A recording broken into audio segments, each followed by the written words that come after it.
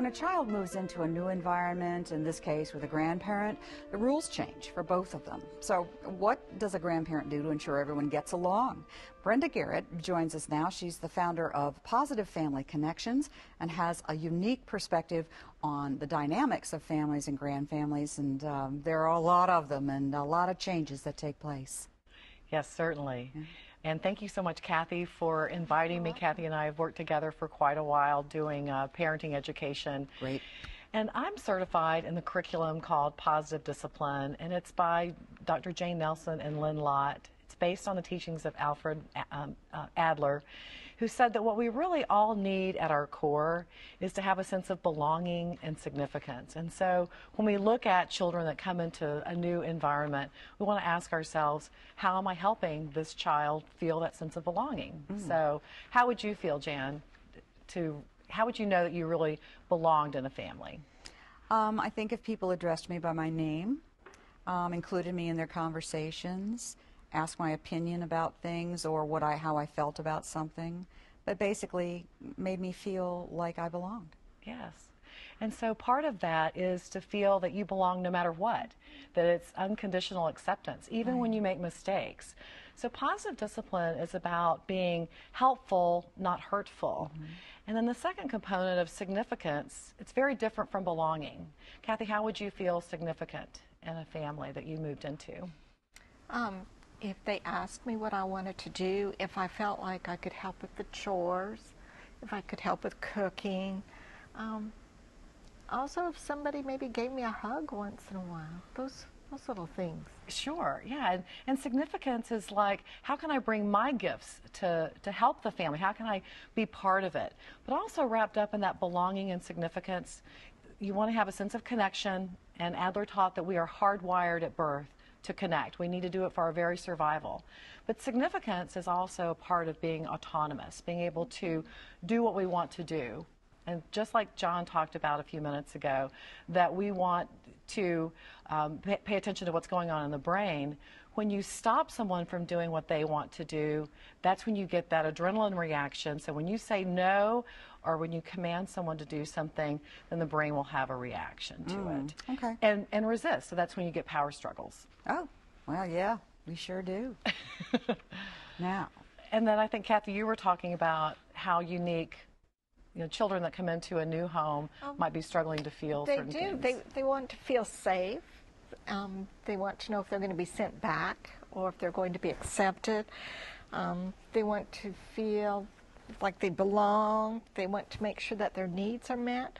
Some children, even because of the environment they're coming in from, afraid they're not going to have enough food, so they'll take food in their room. They just really need that sense of belonging and feeling safe. Yes. Right. And then another part of positive discipline says that when children don't feel a sense of belonging and significance, that's when you get the acting out. And it usually takes the form of one of four behaviors. Either it's attention seeking, it can be just a power pull of I want to do what I want to do and you're trying to control me too much. I may seek revenge. I may think that the discipline has been unfair, or that someone else, a sibling or someone else in the home, has treated me badly, and so I may lash out at them. Or if I'm overcorrected or I never feel like I can do anything, I may just give up. I may just say, I just can't do this. And so when that happens, then the brain is going off and trying to regain that sense of belonging and significance. Wow. So like John talked about, kind of the hallmark of trauma is helplessness. If you are forced to do something and have no control, then the brain is going to experience that as fear and resist it. Well, think of how we discipline children. We sometimes do that by trying to control them, by trying to say, do this now. This is what you have to do. So the brain says, whoa, I don't know if I'm being traumatized or I'm just being controlled, but the brain resists. So positive discipline teaches people how to try a different way that invites cooperation. Does that make sense? Absolutely. Yeah, it's just a different approach to getting people to work with you instead of resist you. Exactly. Yeah. Exactly. All right, you have a game. Well, it's not really a game. It's a demonstration. Okay. That this is one of those things that parents really, when they observe it, say it can be very helpful. Okay. So we're just going to demonstrate the difference between two different approaches to parenting. And Jan, I'm going to ask you to just pretend that you're a child. Okay. And you can, at the end of this, Kathy and I are going to just exchange directives to you, and you don't have to do anything that we're asking you to do or react. But at the end, I want you to share how you were feeling and what you were thinking about it. All right. All right. I'm going to lead us off. So I'm going to direct this at you, Jan. Okay. So, Jan, I told you to do the dishes. Why are they still in the sink? My turn.